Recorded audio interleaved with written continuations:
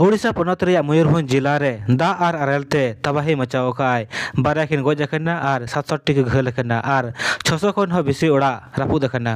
लगा नीना को nye laka nina ko हाँ हाँ ada hola do hola do nina nina ko vain nyele a baba buri kare nyele a बड़ी किन थिरना नोडे के आर का सिनो बाले चला दाड़े मयूरभंज जिला रे दमे अरेल खातिर ते 600 खन हो बेसी ओड़ा ए रापुद अकाय जिला प्रशासन को लय हिसाब ते जतो खन बेसी प्रभावित क्षेत्र दो हुयु कना बिसोय आर बांगरी पुसी ब्लॉक जहां रे 350 टी ओड़ा दो पूरे रापुद अकना मेनखान 250 टी ओड़ा दो किछु रापुद न्यो अकना बिसोय ब्लॉक रे दो 18 टी आतु आर बांगरी पुसी रे दो 39 टी आतु अरेल ते ओड़ा ए रापुद अकाय मयूरभंज जिला रे कलेक्टर हेमाकांत साय तकिन के लय अजे प्रभावित इलाका करे दो राहत आर पुनर्वास अभियान को एहब अका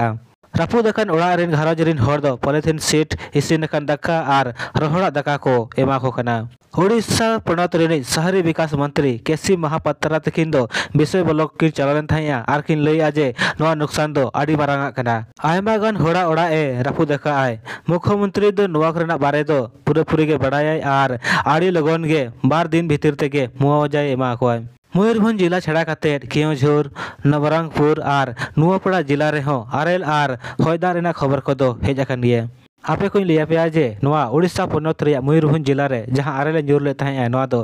20 मार्च हिलो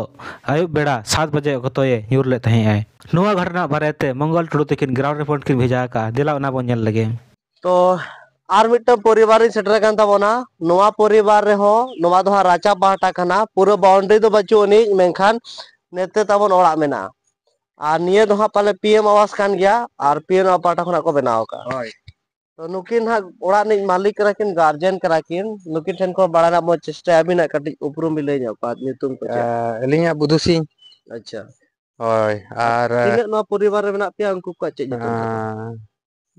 ये केदार मिट्टी आर बहु कुड़ी उनी लिदी मुड़ी सिंह आर के मिला माको सुकुरमुनी होय बहु अच्छा अच्छा होय आर मिटिंग मले एमा कदा हना गुरुमु सेन रे मै गिद्रे उनकाते पुन हो ओड़ा बसला पांच जणा ले अच्छा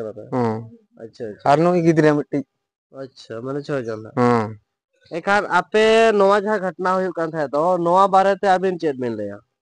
अली मन उनका कमी आर जोम गे आर ओड़ा रे सुनो तबिन नेले अवस्था चेन होबे चेन कमी आर जोम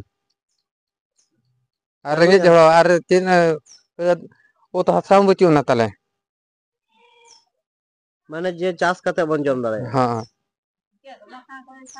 माने एटा करे पे चला कना उनको पे कमी होय ना जहां हो चाले दो